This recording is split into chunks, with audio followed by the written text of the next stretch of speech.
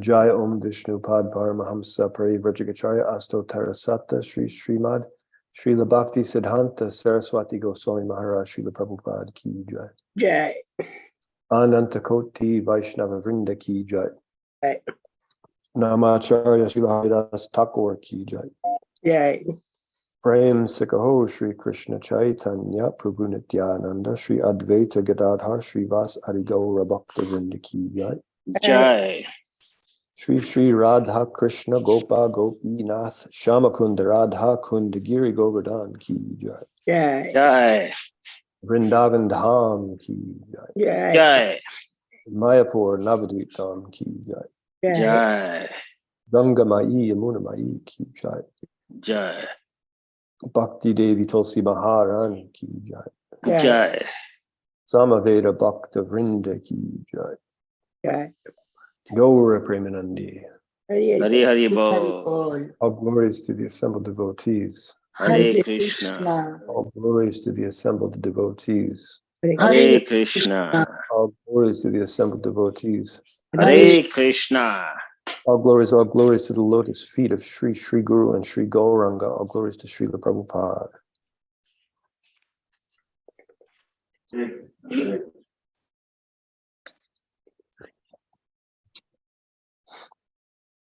Hare Krishna. Greetings from Sridham Mayapur. This will be the last Mayapur session for me for this year, but this month anyway. We'll be back in September. But Good. The background. What's that? Background and room looks good. Oh yeah, this is so. Before I was at the school. Now this is my place in Mayapur. So brick, a little different. Okay, so welcome. We continue our study of Srimad Bhagavatam, first canto. We are in the 16th chapter, and today's verse is number 20. Yes. Om Namo Bhagavate Vasudevaya. Om Namo Bhagavate Vasudevaya. Yeah. Om Namo Bhagavate Vasudevaya. Om Namo Bhagavate Vasudevaya. Om Namo Bhagavate Vasudevaya. Om Namo Bhagavate Vasudevaya. Padair Nunam Sochasi Maika Padam Atmanam Vavrishalayar Bokshamanam Aho Suradhin Hrita Yadna Bhagan Praja Utasvin Maghavatyavarshati. Padair Nunam Sochasi Maika Padam Atmanam va vrishalayar bokshamanam aho suradhin hrita yadna bhagan praja utasvin maghavatyavarshati.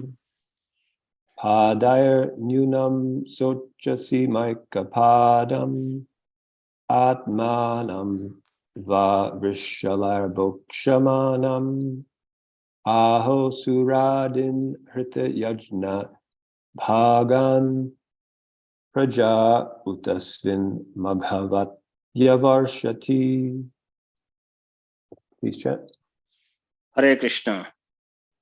Padairanunam sochasi meka padam atmanam vavrashalera bhakshamanam aho suradina hratayagya bhagan praja utasvin madhavati avashati.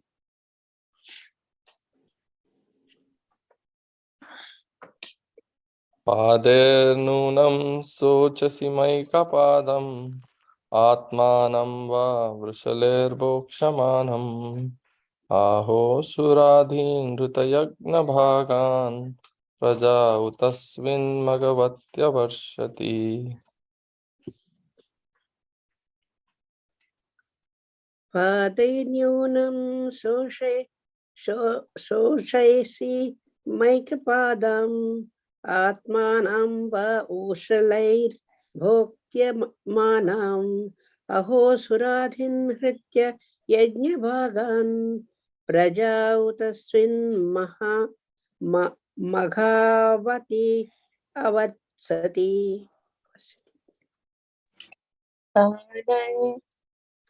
न्यूनं शोचसे मय्कपदम् आत्मनं वा वृषलैर्भोक्ष्यमाणम् अहो सरादिं वृता यज्ञभागन् प्रजा उतास्मिन् मगावति अवर्षति. Hare Krishna.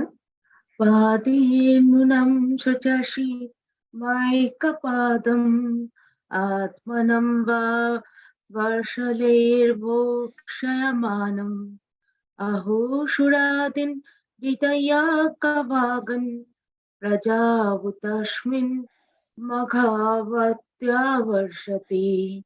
Hare Krishna. Hare Krishna.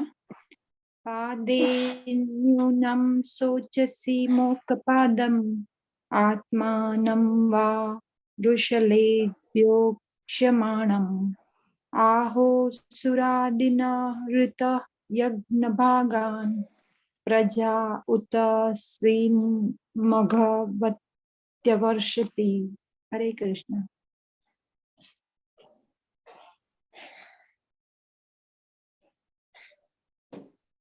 Anyone else?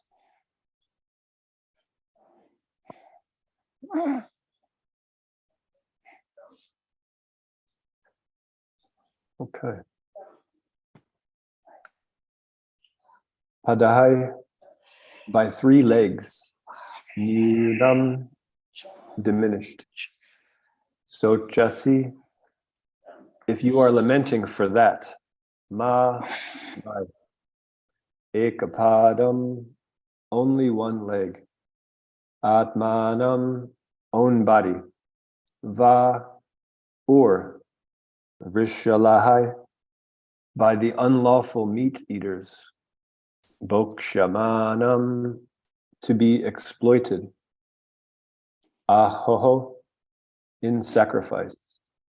Sura Adin, the authorized demigods.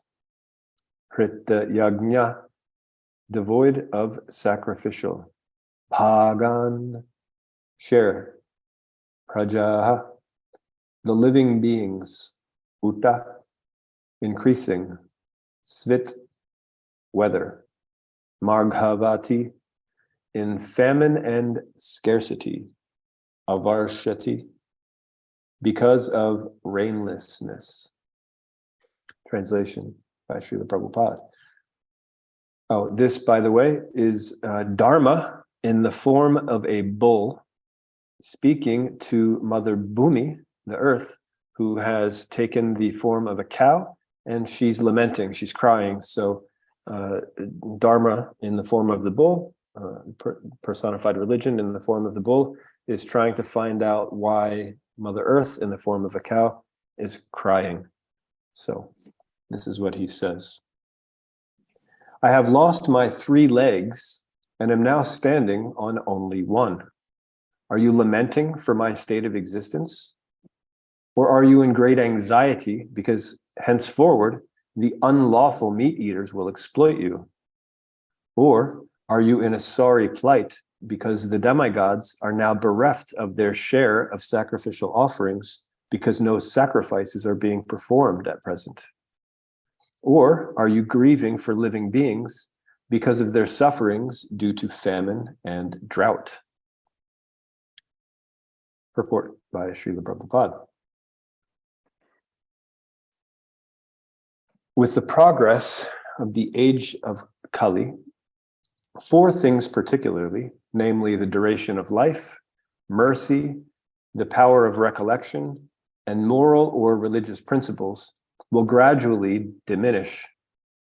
Since dharma, or the principles of religion, would be lost in the proportion of 3 out of 4, the symbolic bull was standing on 1 leg only.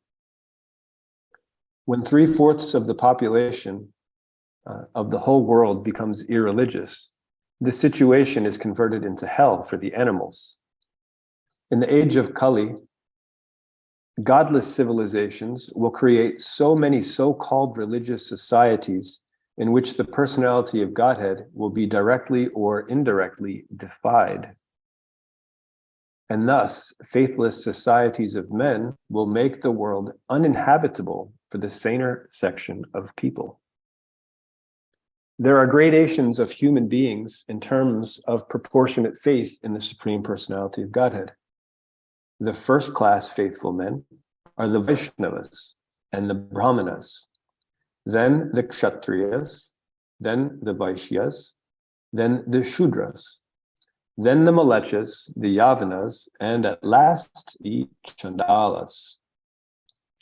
The degradation of the human instinct begins from the Malechas, and the Chandala state of life is the last word in human degradation. All the above terms mentioned in the Vedic literatures are never meant for any particular community or birth. They are different qualifications of human beings in general. There is no question of birthright or community.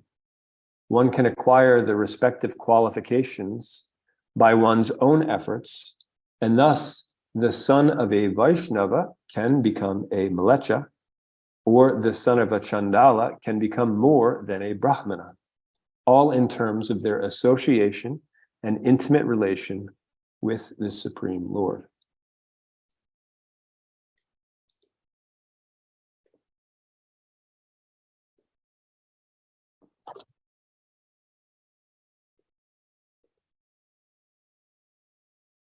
Let's continue there. The meat eaters are generally called Malechas, but all meat eaters are not Malechas. Those who accept meat in terms of scriptural injunctions are not Malechas, but those who accept meat without restriction are called Malechas. Beef is forbidden in the scriptures, and the bulls and cows are offered special protection by followers of the Vedas. But in this age of Kali, people will exploit the body of the bull and the cow as they like, and thus they will invite sufferings of various types. The people of this age will not perform any sacrifice. The Malecha population will care very little for performances of sacrifice, although performance of sacrifice is essential for persons who are materially engaged in sense enjoyment. In the Bhagavad Gita, performance of sacrifices is strongly recommended. Bhagavad Gita 3:14 through 16. The living beings are created by the creator, Brahma, and just to maintain the created living being progressively towards the path back to Godhead, the system of performing sacrifice is also created by him. The system is that living beings live on the produce of grains and vegetables, and by eating such foodstuff, they get vital power of the body in the shape of blood and semen. And from blood and semen, one living being is able to create other living beings. But the production of grains, grass, etc., becomes possible by rain, and this rain is made to shower properly by performance of recommended sacrifices. Such sacrifices are directed by the rites of the Vedas, namely Sama, Yajur, Rig, and Atharva. In the Manu Smriti, it is recommended that by offerings of sacrifice on the altar of the fire, the sun god is pleased. When the sun god is pleased, he properly collects water from the sea, and thus sufficient clouds collect on the horizon and rains fall. After sufficient rains fall, there is sufficient production of grains for men and all animals, and thus there is energy in the living being for progressive activity. The Malechas, however, make plans to install slaughterhouses for killing bulls and cows along with other animals, thinking that they will prosper by increasing the number of factories and live on animal food without caring for performance of sacrifice and production of grains. But they must know that even for the animals, they must produce grass and vegetables, otherwise the animals cannot live. And to produce grass for the animals, they require sufficient rains. Therefore, they have to depend ultimately on the mercy of the demigods like the sun god, Indra, and Chandra. And such demigods must be satisfied by performance of sacrifice. This material world is a sort of prison house. And as we have several times mentioned, the demigods are the servants of the Lord who see to the proper upkeep of the prison house. These demigods want to see that the rebel living beings who want to survive faithlessly are gradually turned toward the supreme power of the Lord. Pardon me. Therefore, the system of offering sacrifice is recommended in the scriptures. The materialistic men want to work hard and enjoy fruitive results for sense enjoyment. Thus, they are committing many types of sins at every step of life. Those, however, who are consciously engaged in devotional service of the Lord are transcendental to all varieties of sin and virtue. Their activities are free from the contamination of the three modes of material nature. For the devotees, there is no need for performance of prescribed sacrifices because the very life of the devotee is a symbol of sacrifice. But persons who are engaged in fruitive activities for sense enjoyment must perform the prescribed sacrifices because that is the only means to get free from the reaction of all sins committed by fruitive workers. Sacrifice is the means for counteracting such accumulated sins. The demigods are pleased when such sacrifices are performed, just as prison officers are satisfied when the prisoners are turned into obedient subjects. Lord Chaitanya, however, has recommended only one yajna or sacrifice called the Sankirtana yajna, the chanting of Hare Krishna, in which everyone can take part. Thus, both devotees and fruitive workers can derive equal benefit from the performance of Sankirtana yajna. Translation again. I have lost my 3 legs and am now standing on one only. Are you lamenting for my state of existence? Or are you in great anxiety because henceforward the unlawful meat eaters will exploit you? Or are you in a sorry plight because the demigods are now bereft of their share of sacrificial offerings because no sacrifices are being performed at present? Or are you grieving for living beings because of their sufferings due to famine and drought? Nama Om Vishnu Padaya Krishna Prastaya Bhutale Srimate Bhaktivedanta Swamini Namane Namaste Saraswate Devi Gauravani Pacharne Nirvishesha Shunya Bhadi Paschakti Deshatarne Om Ajnana Timirandasya Jnana Nijnana Shalakaya Chakshur Unmilitam Yena Tasmai Shri Gurave Namaha Vanchakalpatarubhyas Chakrapa Sindhubhya Eva Chat Patitanam Bhavanebhyo Vaishnavebhyo Namo Namaha. Hare Krishna. So today I was very tempted because of how this verse starts out. I was very tempted to talk about the 4 pillars of religion and the 4 pillars of sinful life. But we're actually going to talk about that a lot in the next chapter. And this verse also has many other things, even though it talks about these 4 things, this concept. And it's something that we can really, we can have a seminar for a month on the pillars of religion and the pillars of sinful life. But what I want to do today, to not take away from that discussion in the future, and also to make sure I address the other points that are given here, I'll mention that, but I'm going to focus on something else today. Before I start, though, I'm actually going to go through this purport a little bit, point by point, because Srila Prabhupada, he's so expert in the way he delivers everything. We rarely have the insight to fully appreciate what Srila Prabhupada puts into his purports, because every time we read them, we get more out of them. He's so expert that no matter how many times you read them, you will get more out of it, and it will make you more Krishna conscious. He's very empowered in that way. But what I want to do, I want to go through this purport just a little bit, point by point, and point out some of what's going on, because it was a long purport. There's a lot going on in there, and so we have these items that. So first off, again, Dharma, the personified religion, is speaking to Bhumi Devi in the form of a cow, and he's wondering why she's so distressed, right? So these things that he's mentioning are great causes of distress, right, for the earth. So the first thing is that since 3 legs of Dharma have been removed, is that why you're lamenting, right? So Srila Prabhupada starts out his purport. This is pretty much, it almost goes paragraph by paragraph of this list that is given. So the first paragraph, which is amazing, I'm going to read a lot of that again, is referring to that first point about the pillars of Dharma no longer being situated and the pillars of irreligion taking their place. So I'm going to read part of this again. So when 3/4 of the population of the whole world becomes irreligious, this situation is converted into hell for the animals. So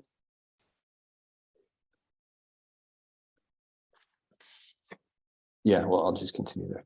In the age of Kali, godless civilizations will create so many so-called religious societies in which the personality of Godhead will be directly or indirectly defied, right? So age of Kali, it's a godless civilization, means it doesn't mean that they don't say they believe in God. It means that they go against his orders.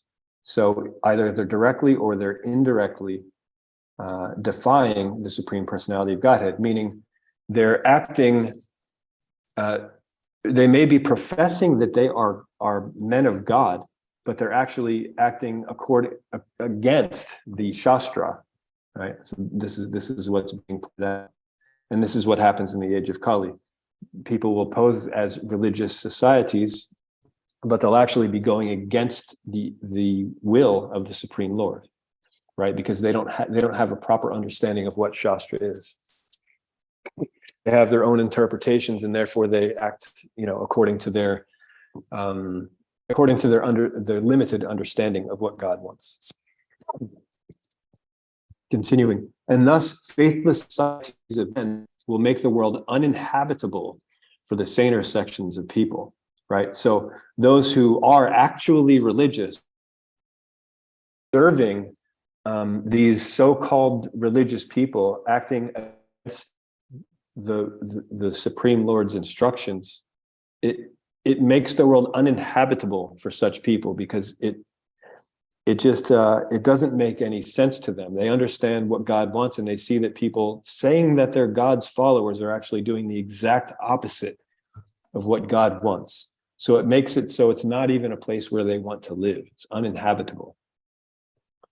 Then continuing, this is very important, this part. There are gradations of human beings in terms of proportionate faith in the Supreme Personality of Godhead. So the different gradations of human beings depend on how much faith we have in the Supreme Personality of Godhead. So we've been talking about this for months, actually, how faith, the different gradations of faith. There's Laukika Shraddha, which can be strong, but it's not very deep. Means it may be strong in the sense that no one will be able to convince you to do anything otherwise, but it's not deep in the sense that you can't back it by Shastra. You can't say why you believe it or have the experience of why it's true. You just have this feeling. So that's Laukika Shraddha. And so, again, it may be strong, but it's not deep. Then there's different gradations of Shastra. There's other terms also, but we won't get into those. But what we really want to focus on is the Shastriya Shraddha, It means faith that's based on Shastra. Srila Prabhupada points out that firm faith means steady, so steadiness. So at the platform of Nishta, then the faith becomes mature to the point where it's actually firm, right? And then it keeps going. So in terms of proportionate faith in the Supreme Personality of Godhead, that's how the different gradations of human beings are determined. So then Srila Prabhupada continues. The first class faithful men are the Vaishnavas and Brahmanas, right? Because they have full faith in the Supreme Personality of Godhead. Then the Kshatriyas, then the Vaishyas, then the Shudras, then Mlechas, the Yavanas, and the Chandalas.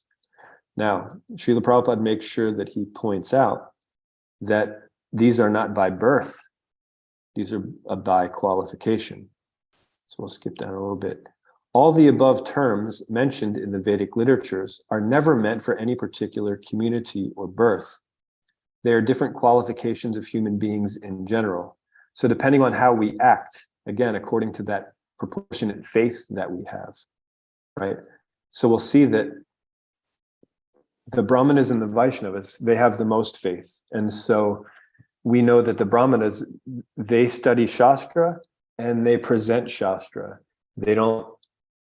And they depend fully on Krishna. They don't accept any salary. If some donation is given, they'll accept it on behalf of Krishna in their service.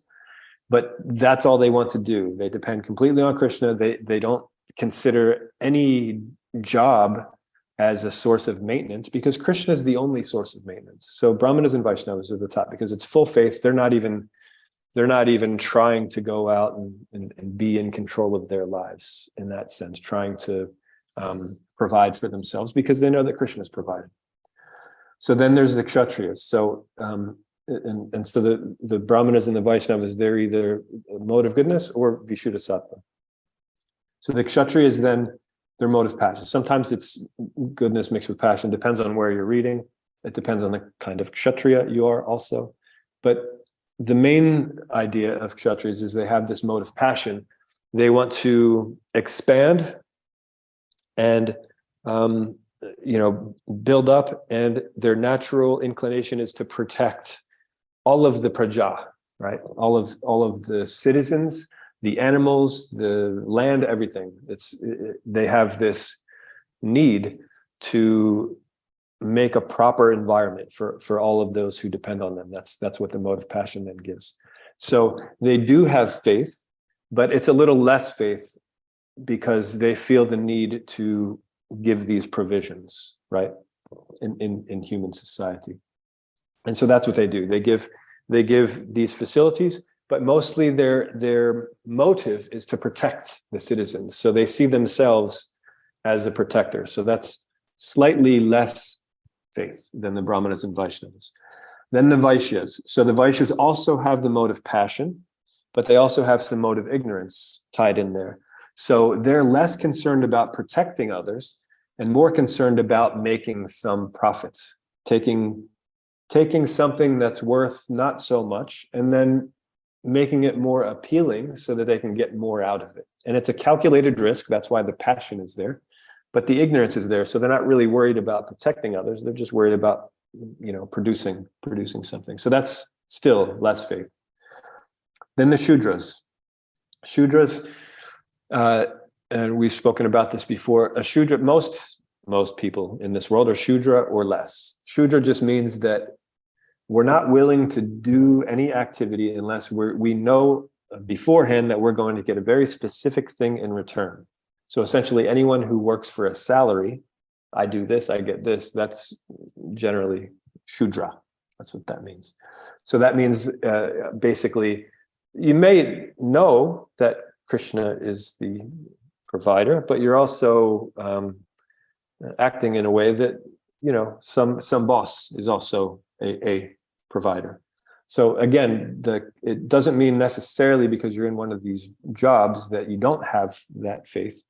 But anyway, we'll get to that a little bit more in a little bit. Then Mlechas, Yavanas, and Chandalas. So Mlechas, meat eaters, Yavanas, they're against Vedic culture. Chandalas, dog eaters. right? So, and then continues. We already did that. Okay. There is no question of birthright or community. One can acquire the respective qualification by one's own efforts, and thus the son of a Vaishnava can become a Mlecha, or the son of a Chandala can become more than a Brahmana. And here's the determining factor, all in terms of their association and intimate relation with the Supreme Lord. So based on their level of faith and their sambandha, their understanding of their relationship with the Supreme Lord. So that's what knowledge is, understanding the relationship that we jivas have with the Supreme Lord. So the more we understand that sambandha through study of Shastra, through the instructions of the Guru, through taking the examples of the sadhus, then that deeper that understanding is, then the higher our qualification becomes, and the more our faith increases, which is based on Shastra, this Shastriya Shraddha. So that's the first paragraph. So that's talking about that first item, lamenting for his state of the Dharma's state of existence, where he only has one leg left of these four. Then, or are you in anxiety because henceforward the unlawful meat eaters will exploit you? Now, note this term, unlawful meat eaters, which implies that there is such a thing as a lawful meat eater. So there are different sections of different shastras that do give concessions for the eating of meat, but you have to follow this very specific ritual. And if you do that, then it's considered okay. Of course, it's not worth it, because part of that ritual, you're actually whispering into that animal's ear that I am killing you now, but in the future, you will have an opportunity to kill me. So you're basically admitting that you're going to be stuck in this karmic cycle, but your taste buds, it's that important to you. So at least you're following some sort of religion. So that would be called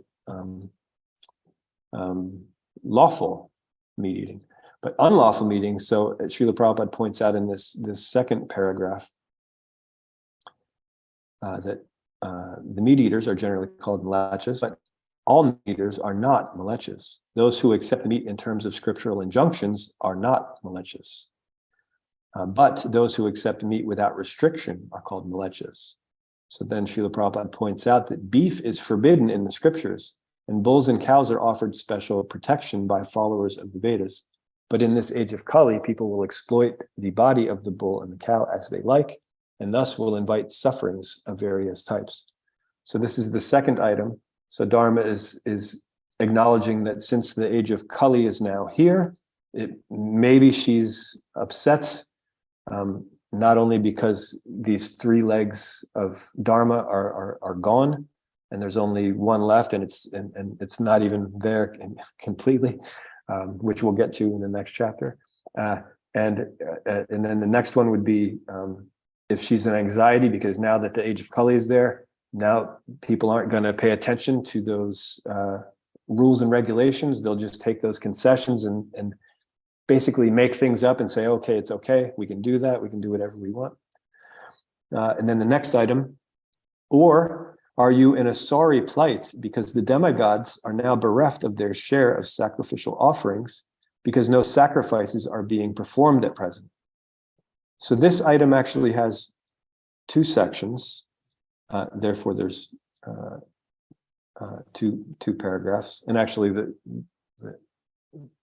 then the next item is also going to be involved in that, because the famine and drought is caused by not performing these sacrifices, as Srila Prabhupada pointed out in that paragraph.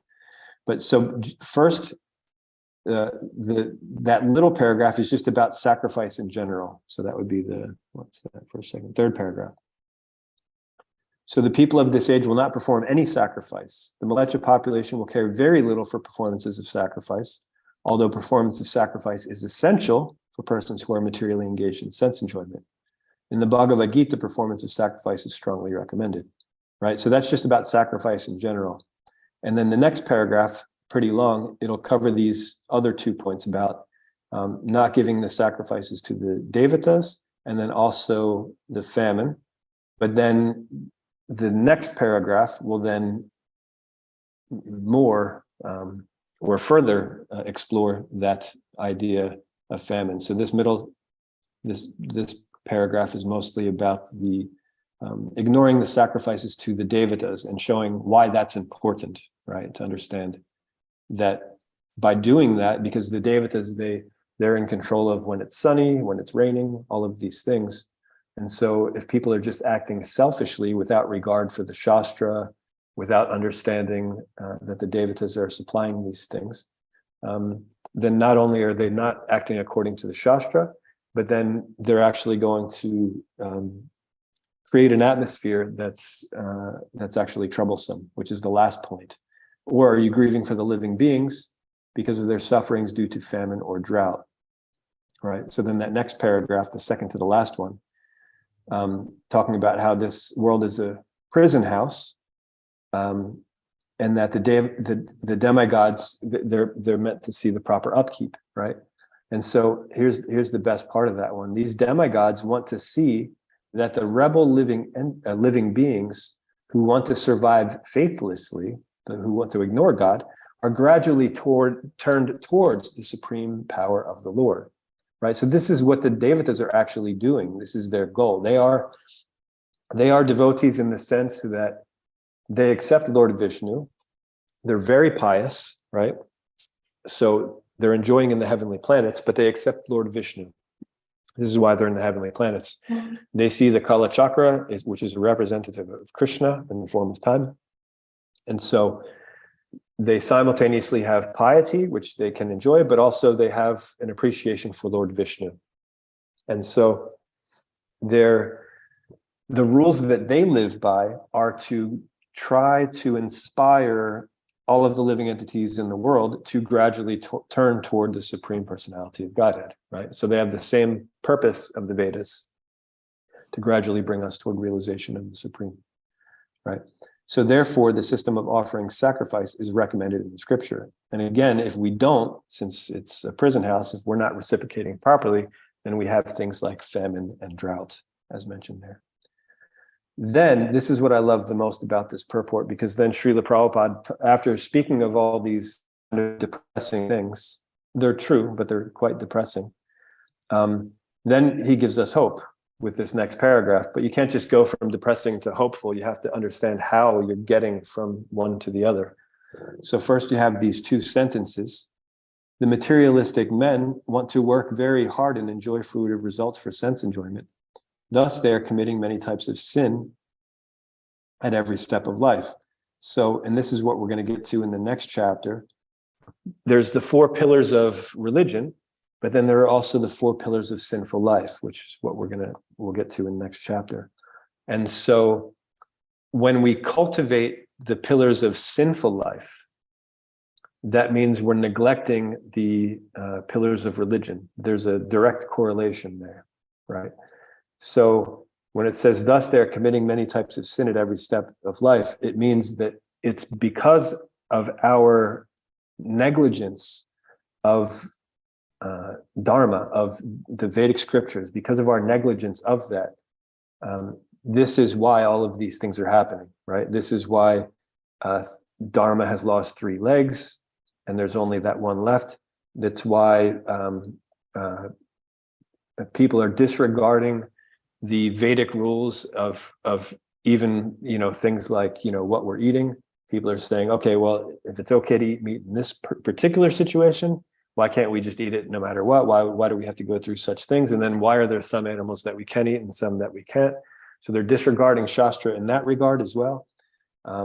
Then they're disregarding Shastra as far as our duty to the Devatas in reciprocating with the provisions that they provide. And then there's the ultimate suffering, that since we're not doing any of that, then we have all of these sufferings such as famine and drought, right? So that's those first 2 sentences, right? Because of this sinful life, all of these other things are happening. And then Srila Prabhupada gives us the ray of hope. Those, however, who are consciously engaged in the devotional service of the Lord are transcendental to all varieties of sin and virtue. Now, I love how Srila Prabhupada always does this. because many religions, they just want to, they only want to overcome the sin part. They like the virtues, right? But the virtues are also material. So this is basically saying impious and pious, right? But when we serve the Supreme Lord, we no longer, it means when we serve the Supreme Lord with our full consciousness, we no longer see ourselves as the doer. We no longer see ourselves as the controller and the enjoyer. That we're just an instrument in Krishna's hands, and we act according to Shastra and perform his service. When we get to that point, then there's no more karma. It's called akarma, right? So in the material world, there's karma and there's vikarma. Karma is virtuous work, which will lead you to the higher planetary systems, or at least a more enjoying situation, because there are also subterranean heaven planets. If you're pious, but you do not accept Lord Vishnu, right? So then there's places for that as well. So that's karma. And then vikarma is going against the laws of nature, right? So that would be sin. So sin and virtue. But the devotees of the Lord are actually transcendental to both of those. We don't want to just become transcendental to sin. We want to become transcendental to virtue as well, because the best that virtue will get us is a temporary position in the heavenly planets, right? And so unless we change our consciousness, we can't go on then to the spiritual world, right? Now you can change your consciousness in the heavenly planets, but it's an unnecessary stopover. And actually here, Bharatvarsha is the best place. The Devatas actually want to come here because it's less distracting and it's easier to engage in Krishna's service. So continuing, their activities are free from the contamination of the three modes of material nature, right? So earlier we were talking about, depending on our level of faith in the Supreme Lord, we will be influenced by different modes of nature, right?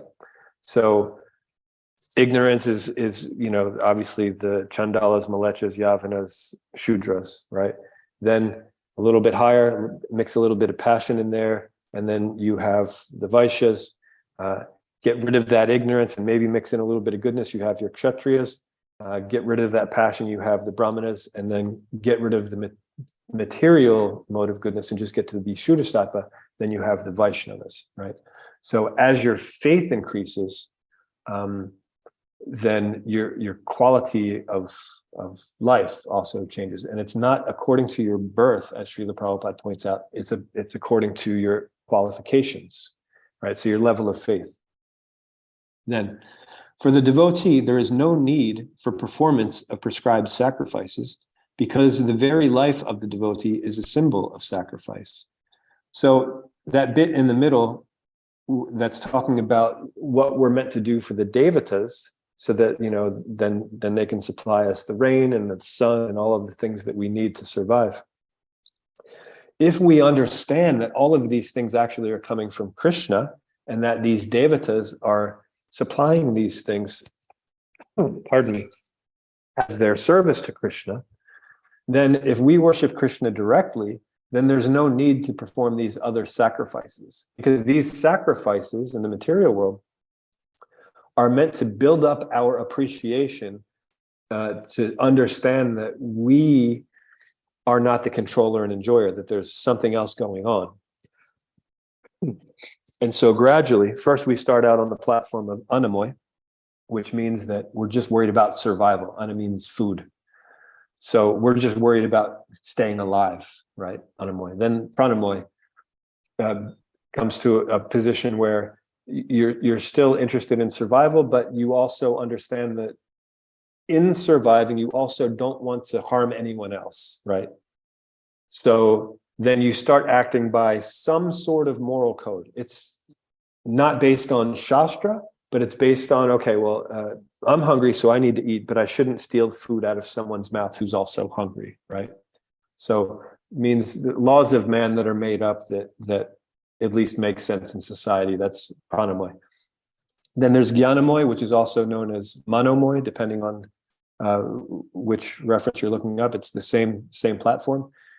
This state of consciousness, then you accept that there's a Supreme Lord and that there are laws of God. So there's the laws of man in Pranamoy, then there's the laws of God in Gyanamoy.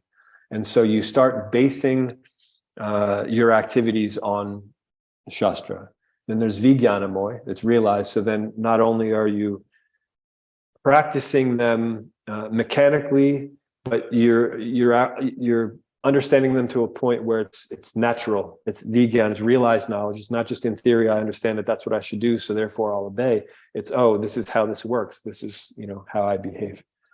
And then Anandamoy, Krishna consciousness. And so I'm not sure why I started on that thread there. Oh, sacrifice, yes.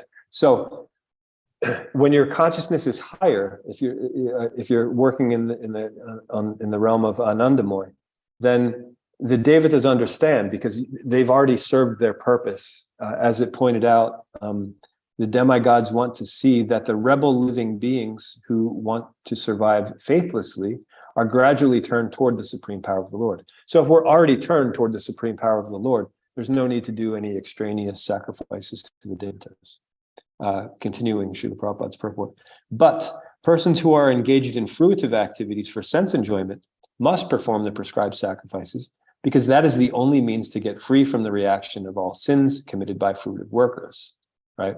So that's to counteract their idea that, they are the center, they're the controller, the enjoyer. If they at least give up that and understand that the rains and all these things are coming from an outside source, we don't have anything to do with it. And so therefore they start performing some sacrifices in order to appreciate, then gradually their consciousness can elevate even higher to Anandamoy and they can serve Krishna directly. But until then, these sacrifices are recommended.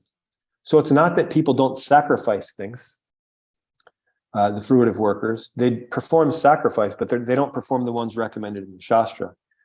Sacrifice means they'll work a 9-to-5 job that they hate so that they can buy the things that they want. So that is a sacrifice. But since it's not recommended in the Shastra, it's not actually freeing them from sinful reactions. It's actually making it worse. Then continuing. Sacrifice is the means for counteracting such accumulated sins. That's the purpose of it. So if they don't do it, then they can't counteract that. The demigods are pleased when such sacrifices are performed, just as prison officers are satisfied when the prisoners are turned into obedient subjects. Lord Chaitanya, however, has recommended only one yajna for sacrifice, called the Sankirtana yajna, the chanting of Hare Krishna, in which everyone can take part. Right? So Srila Prabhupada ends this purport on a very high note, saying that all of this mess that's explained here can be counteracted. Pardon me.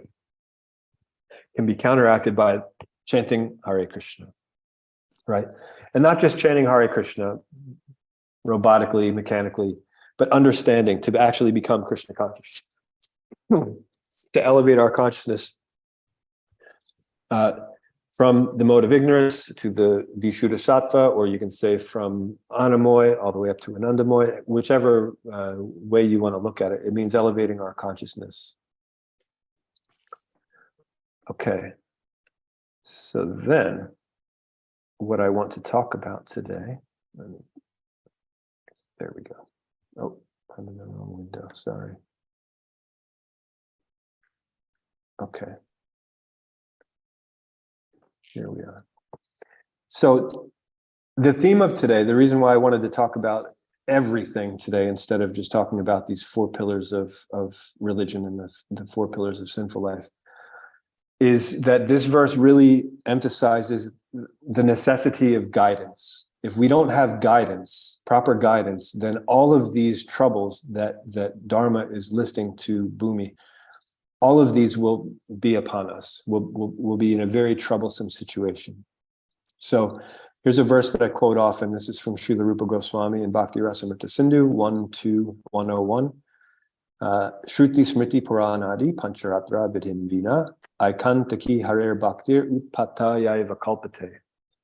Devotional service of the Lord that ignores the authorized Vedic literatures like the Upanishads, Puranas, and Narada Pancharatra is simply an unnecessary disturbance in society, right? So this is talking about devotional service, that is ignoring these things is an unnecessary disturbance in society, let alone any other activity that's not even trying to be connected to Krishna, right? So this is a very important thing, is that we need guidance so that we don't cause more unnecessary disturbances in society, right? So without acting with the authorized guidance of the Shastras, we can only create disturbances. That's what this verse is saying. Even if we're trying to counteract other disturbances, right? So in the material world, we see so many disturbances, right?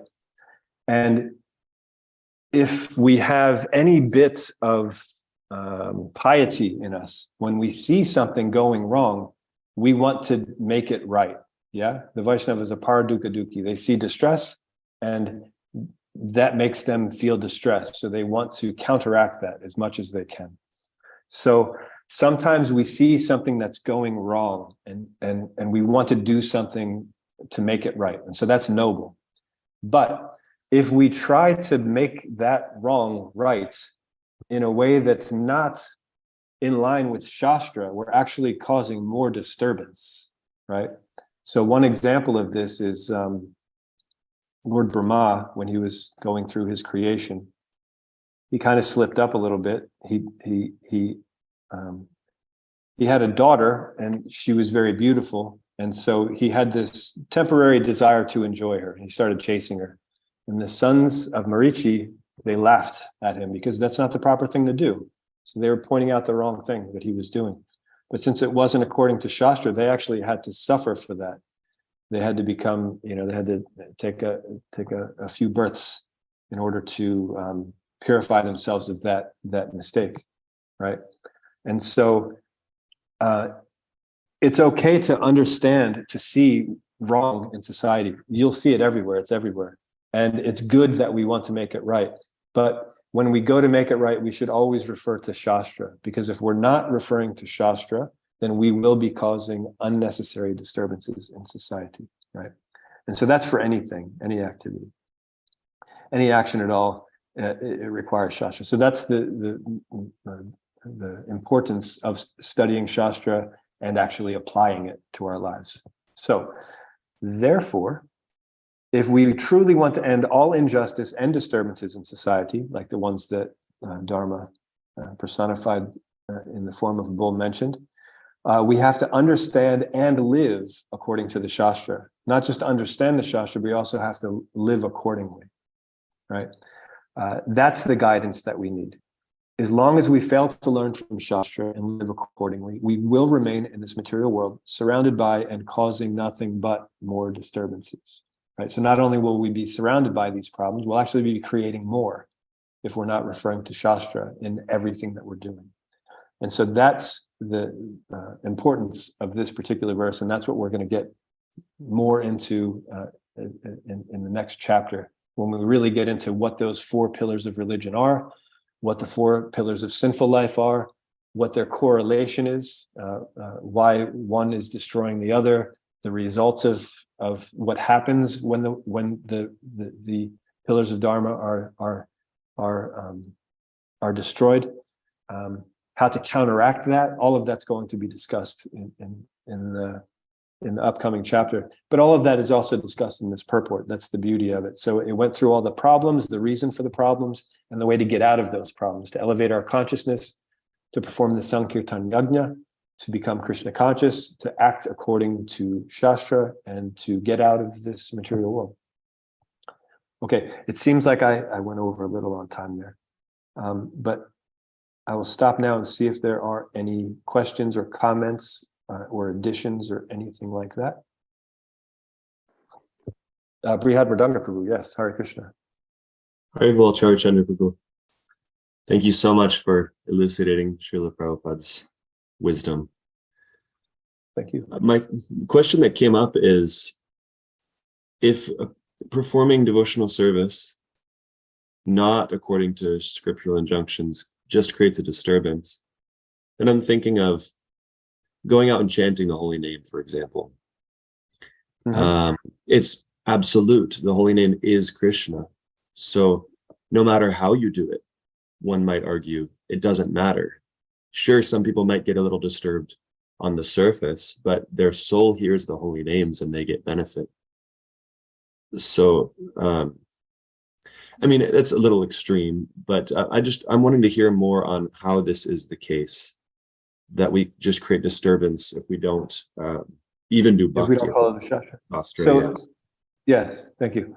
Yeah, so, well, the chanting of the holy name, there's no restrictions on that. So if you're chanting the holy name, you're definitely not going against the authorized Vedic literature. So that will not cause a disturbance in society. Like you said on the service, people may be disturbed because you're trying to uncover their, in other words, they're hiding from something and you're trying to uncover that and they don't like that, so they become disturbed. But no, this is talking about disturbance in society means making it worse for everyone. So that's that part. The other part is that when Srila Prabhupada was speaking in this purport about the so-called religious people who, in other words, in name, they are devotees, means they say, I'm here, I'm serving God, but they're going against what their Shastra says, right? So if that's what you're doing, it means that you do not actually have that connection to God if you don't understand what his laws are, right? His laws are given in Shastra, how one should behave. And so if one's not behaving according to those laws, it means that they don't know God. They don't have the sambandha, the knowledge of that relationship, right? So if it's ignoring the Vedic literatures, it has to be a disturbance in society, because as we mentioned before in a few classes, depending on where we get our nourishment from is what we're going to be dealing with. If we get our nourishment from the three modes of material nature, right? If that's where we're feeding from, if we're acting on behalf of our false ego, thinking that we are independent controllers and enjoyers, we have to be getting nourishment from the three modes of material nature, not from Krishna directly. It means three modes of material nature are also Krishna's energy, but it's a very different scene. So different results. So then it's just more and more problems, right? But if we're getting our nourishment from Krishna, means through the authorized Shastra, through our guru, and we're acting accordingly, then we're getting our nourishment from Krishna. We're going according to the Vedic literatures. So then there won't be a disturbance. That actually counteracts that disturbance.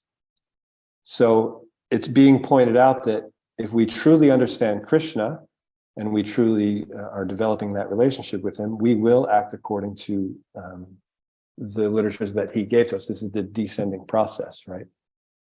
And if we're not going according to those shastras, if we're just making something up on our whim, and we think that it's somehow superior to the shastra, then it's actually going to create an unnecessary disturbance in society, because it can't be, if we're not getting the nourishment from the shastra, that means we are getting it from the three modes of material nature. There's not a third option. And so we're just making those, the modes of nature act more upon us. Does that make sense?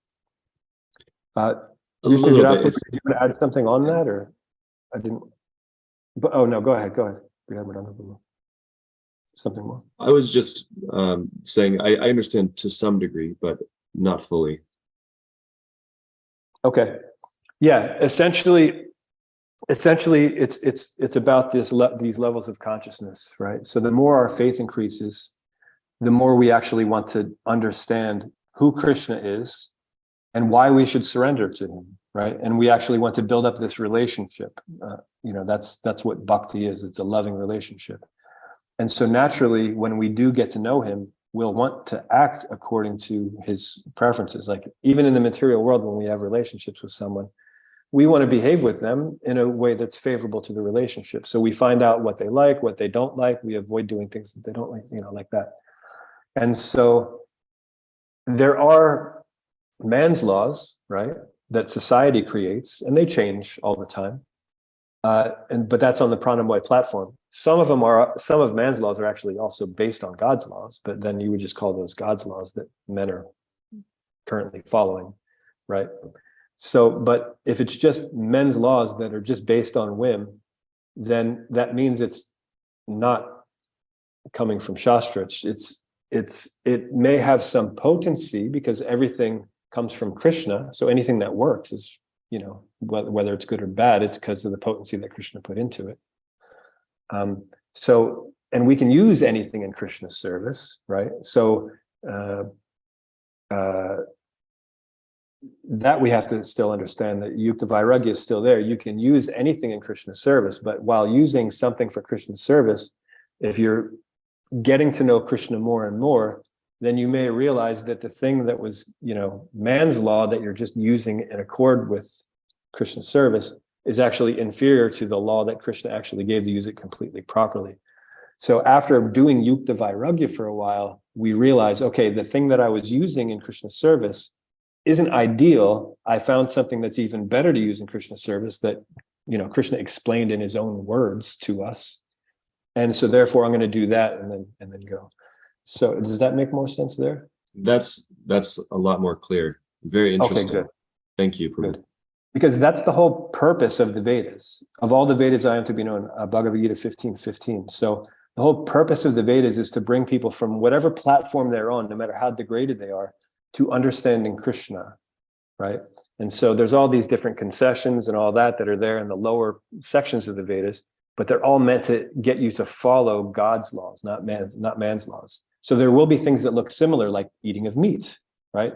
In some shastras, it'll show you different things that you can do to eat meat, but it's very restricting, right? And so there's some concession, but it's very restrictive to bring one to that level of consciousness.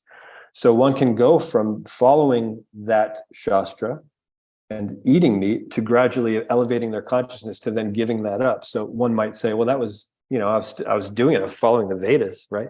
Yeah, but now you follow a higher Veda and then you keep going, right? So that's the whole point, is that, yeah, sure. Yeah. And yes, thank you. So I think Vishnu Gadaprabhu's gone now. I'm sorry that I missed him, but Mitra Vinda Mataji, you also have your hand up.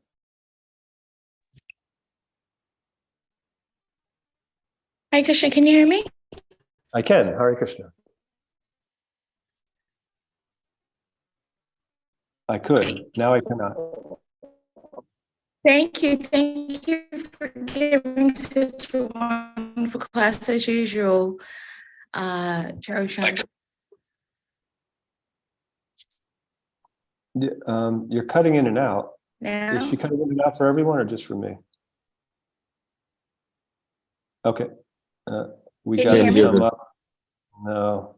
You tend to cut in and out, and then it's sort of robotic. how about now? Now I heard you that. There. Not at all? There I heard you. Yeah. Maybe we're good now. Okay. Can you hear me now? Yes. Okay, so quickly, the aspects of Paraduki Duki and how it relates actually, not even, it's really easy to understand Yes. it, to empathy, caring, kindness. So these are actually spiritual. But what we find is when people come to spiritual paradigms, there's a tendency to cordon oneself off almost emotionally to focus on God. And it looks a certain way, it feels a certain way, it sounds a certain way. But when we understand bhakti, we understand that bhakti is emotional, it's caring, it's actually love. So the aspect of Paraduki Duki in regards to wanting just the desire to have compassion and empathy for others is spiritual, done in a way that regards Shastra and with the instructions and guidance of Guru. I'm looking forward to hearing more about that because, there's a kind of, I don't want to say backtrack, but there's a look at how we as aspiring Vaishnavas kind of are not really focused so much on that caring, loving component in a way that's balanced enough to bring everything else along with it. Yes, I understand. Okay, so there's 2 points there.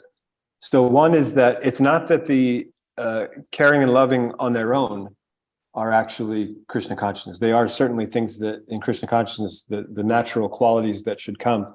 But if we're caring and loving separate from Krishna, in other words, just following this Shruti Smriti Purana Adi point, that if you have this caring and loving, but it's ignoring the injunctions that are in the Shastra, it's going to cause unnecessary disturbance in society. So that's the one thing. So we have to understand that if it's not connected, it's actually not good. That's why Srila Prabhupada pointed out in that purport that the devotees are transcendental to both vice and virtue, right? But then that being said, Srimad Bhagavatam 5:18-12 says that all the qualities of the devatas become manifest in one who engages in devotional service. So these qualities should automatically be coming, and paradukkha dukhi, when we see the suffering of others, it should cause us also suffering. So the way that we try to counteract their suffering is to give them Krishna consciousness, right? And so we should do that in a nice personal way. And so that's there. So yeah, it's true that some practitioners may not give as much emphasis to that, but we each have our own areas where we need a lot of work, right?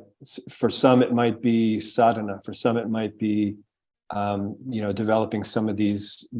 There's different types of qualities. So one are like the personable qualities, and then they're relating with others, and then there are qualities that are developing, building up intelligence, understanding, things like that. And so there are all these different types of things that we're acquiring. So some of us are stronger in some areas and weaker in the others, and that's why it's so important to have sadhu sangha, right?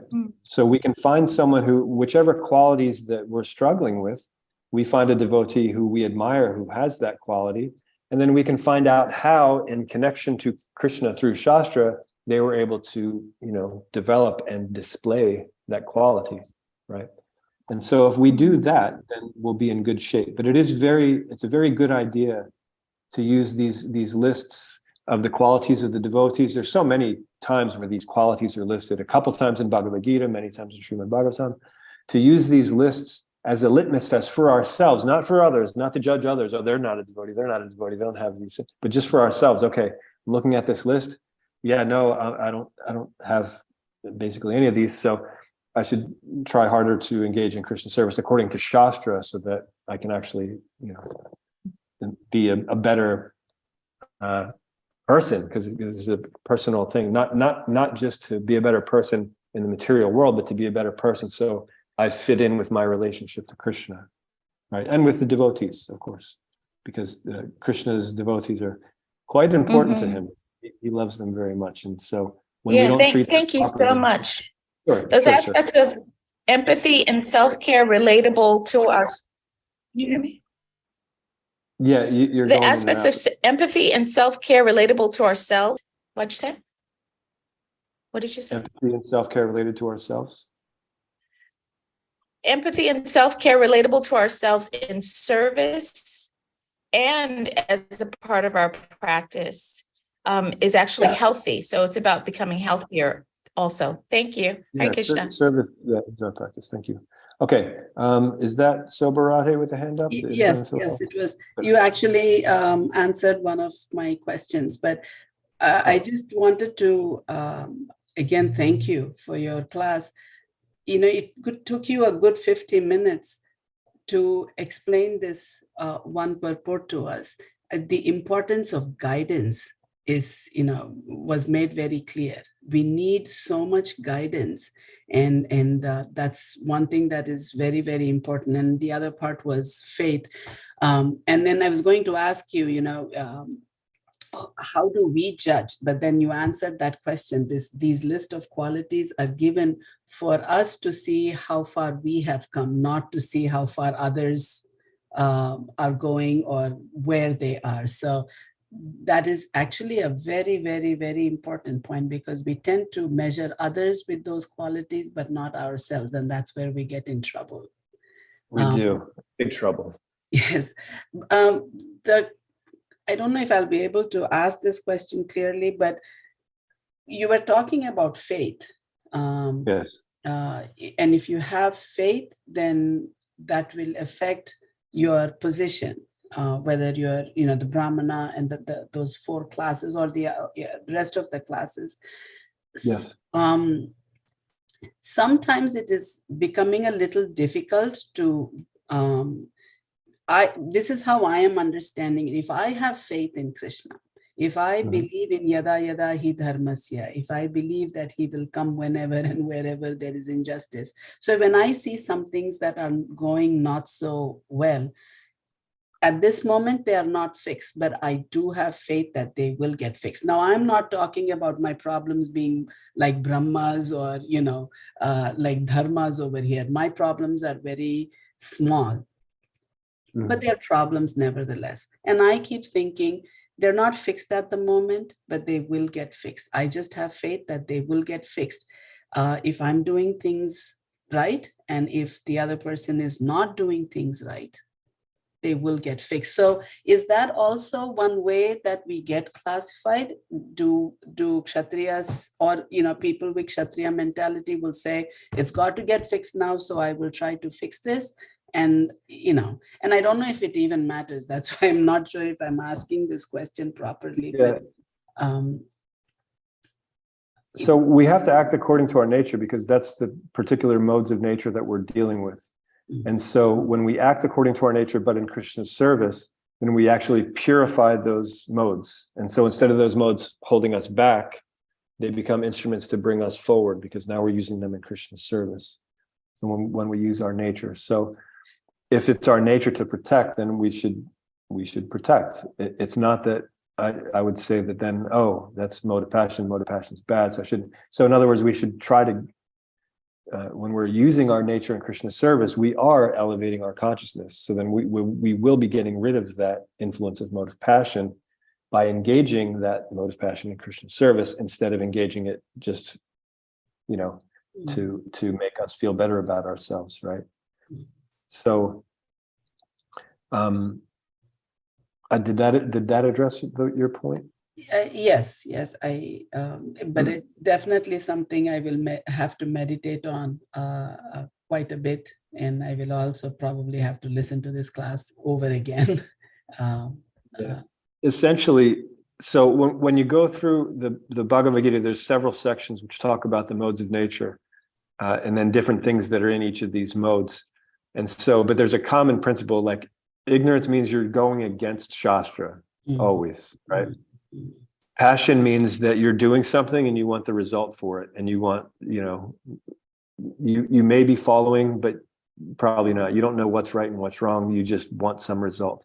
And goodness means that you're doing it out of duty, that you're following the Shastra, and you're not expecting anything in return. You're doing it because it's for Krishna. And then obviously we want to even get beyond that, to pure goodness, Vishuddha-sattva.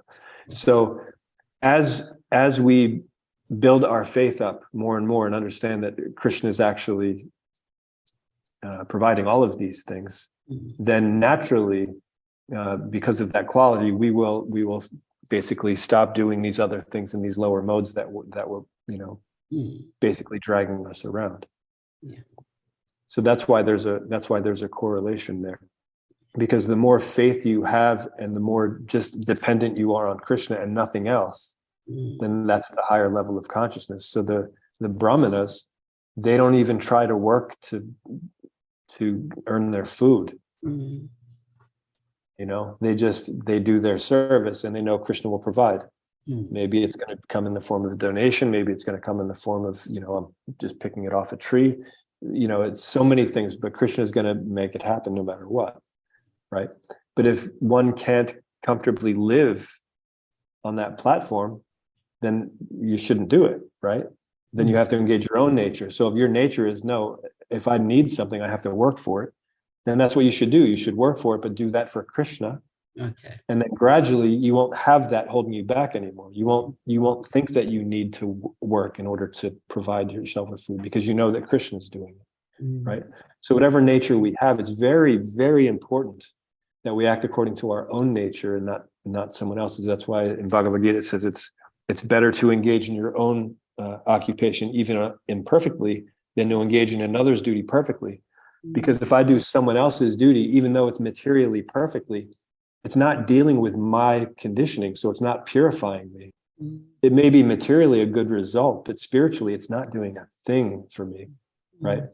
So it then becomes pointless. So when we understand these things, then it doesn't matter what level we're on, as long as we're engaging whatever our nature is in Krishna's service, that will be increasing our faith. Now, I'm going to point out that someone can be on the Brahminical, not the Vaishnava platform yet, but the Brahminical platform, and be stuck there for many, many, many, many lifetimes because they still haven't gotten to that point. And someone can be on the Shudra platform, but within one lifetime, because they're engaging everything in Krishna's service, they can come to the Vaishnava platform. That's important to understand, because if we think that basically I'm not any good until I come to this level, then it's not a good mentality to have. We just have to direct our consciousness properly, engage our nature accordingly, and then gradually we become purified of those things, and then essentially our nature changes, right? I mean, I've seen it with many, even with myself. I used to think that I had to work in order to, open a preaching center, for example. That was one of my things. I wanted to open a preaching center. I thought, well, the only way I can do this, since I'm not good at asking for donations, is I have to go get a job and then save up money and get the thing. So you've heard the story before. And I worked for over 10 years trying to save up for that. And then finally, when I got the realization that I can't even depend on my own self, right? It's Krishna that's going to do it. And then as soon as I started acting in that way, not just thinking it, but acting in that way that, okay, Krishna is going to do it. Then within 6 months, I had the property for the center. So we see that our natures actually change as we progress in Krishna consciousness. We go from less faith. It was still faith that I had, but it was a lower level, right? So it increases only when we engage our nature in Krishna service. Then it increases, and then the things that we think now, they're no longer important, because now we see something that's even more important, and then we're focusing on that. Right. So that's how we make it through. So it's basically working up the modes and working up the 5 kroshas, the levels of consciousness. It's that's the progress. Climbing the yoga ladder, however whatever perspective you want to see it from, but it's elevating our consciousness from wherever we are to Krishna conscious, and that's why Srila Prabhupada named our society International Society for Krishna Consciousness. Because we're just meant to do everything for Krishna. Yep. Thank you very much. As we do that, automatically all those things become purified. Sorry, go ahead. No, I thank you very much for that answer. I don't see any other hands up.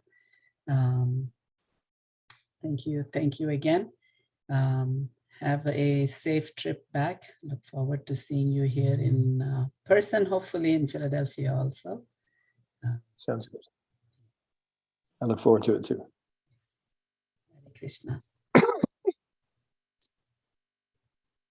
Hare Krishna. Thank you very much, Prabhu. Thank you. Srimad Bhagavatam ki jai. Srila Prabhupada ki jai. Jai.